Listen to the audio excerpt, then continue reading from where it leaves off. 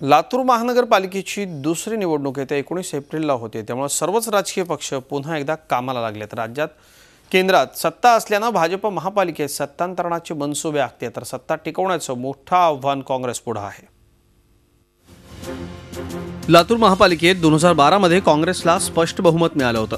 मात्र लोकसभा निवडणुकीपासून जिल्ह्यात बदलाचे वारे वाहू लागले। लोकसभा ते नुकत्याच झालेल्या नगरपालिका आणि जिल्हा परिषद निवडणुकीत भाजपला मोठं यश मिळालंय।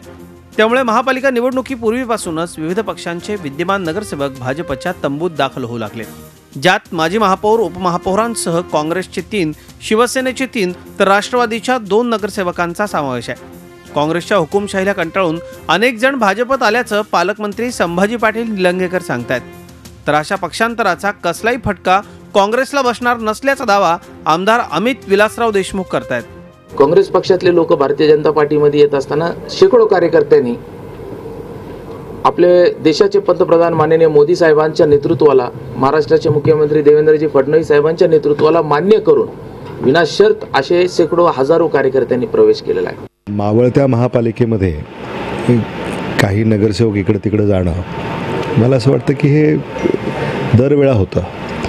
त्यामुळे नगरसेवक गेले, आता त्यांचा कार्यकाळ जवळपास संपला होता आणि ते जरी गेले असले तरी तिथं आमच्या पक्षाकडे चांगले पर्याय आहेत।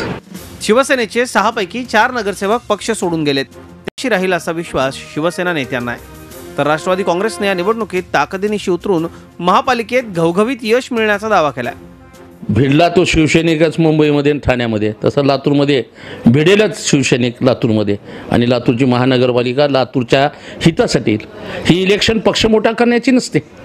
आमच्या मित्रपक्षाला हे कळायला पाहिजे की ही लातूरच्या हिताची, लातूरच्या स्वच्छतेची, लातूरच्या जनतेने राज्य करावे। निलंगेच्या जनतेने येऊन इथं राज्य करावं यासाठी निवडणूक नाही। त्यांना जे करायचं आहे ते शून्यापासून तयारी करायची आहे। आम्हाला जी तयारी करायची आहे ते ऑलरेडी आम्हाला 13 तर आमचे आहेतच आहेत आणि मागच्या वेळेस आमचे काही 50, 100, 10, 20 मतांनी जवळजवळ 20 मतं हे पडलेत, कॅन्डिडेट पडलेत। त्यामुळे तिथेही आमचं सेटअप आहे। त्यामुळे आम्हाला फार काही ते करण्याची ही गरज नाही, आमची ऑलरेडी तयारी चालू आहे।